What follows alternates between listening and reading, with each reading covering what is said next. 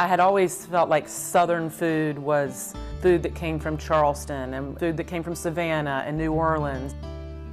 And I never thought that the food that I grew up eating was worth referencing or talking about because it was so simple. I decided that I would look at what it was I grew up eating and pay the kind of respect to it that I had learned to pay to my parents.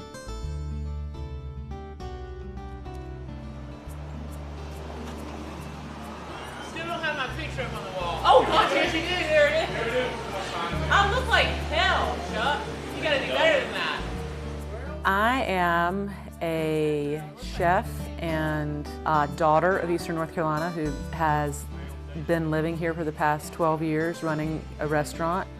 About 5 years ago, I started making a television show about the dying food traditions of Eastern North Carolina and my life.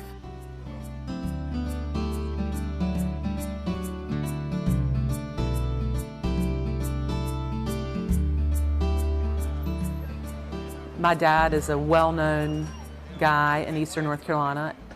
When we moved back here, the rumor was that John Howard's daughter had moved back home and was opening some fancy restaurant, and it was going to fail, and everybody came to see what that looked like.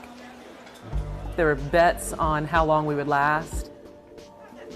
We were busy from day one, and what happened was we quickly became the place that you celebrated your birthday or your anniversary if you lived in Goldsboro, Kinston, Jacksonville, Greenville, New Bern.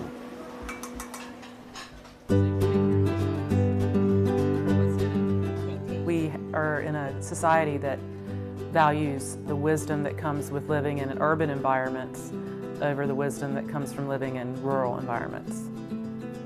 What we try to do on the show and what I try to do with my cooking is portraying farmers and rural country cooks and just people who live in rural America as people with a specific type of wisdom who want the same things for the people they love that people in urban environments want.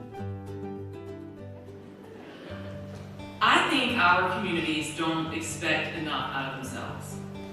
Too often when we open businesses in our towns, we don't shoot for excellent. We shoot for good enough for Kinston.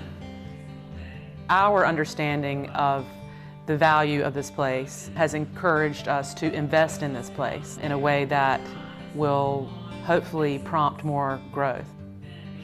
When you open something in your town and you say, it'll be good enough for here, what does that say about what you think about the people who live around you? We're not valuing each other.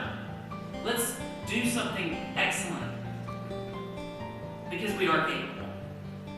Do not let your location determine the quality and the reach of your work. You need a lot more to make a community sound and strong than just cool restaurants and a farmer's market. We need better schools. We need lower utility costs. We need a lot. Food can be a catalyst, but we need more young people to move here, put down roots, open businesses, then we would really be on the way somewhere. Oh my gosh. Y'all want to take a picture? Yes. Okay, let me run over.